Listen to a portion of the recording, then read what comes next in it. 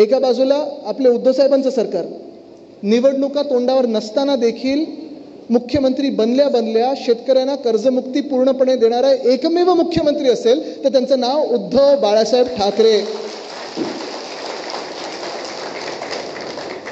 कर्जमुक्तीच काय, मला आठवतं कोविडच्या काळात देखील अर्थचक्र बंद पडलं असताना देखील जेव्हा जेव्हा शेतकऱ्यांवर कुठचंही संकट आलं असेल, मग ते केळ्यांचे असतील, आंब्याचे असतील, काजूचे असतील, संत्र्याचे असतील, छोटे मोठे सगळे जे काही शेतकरी असतील, जेव्हा जेव्हा संकट आलं, तिजोरीत किती पैसे आहेत हे न पाहता आपल्या सर्व शेतकऱ्यांना धावून मदत करणारे एकमेव मुख्यमंत्री असतील त्यांचं नाव उद्धव बाळासाहेब ठाकरे.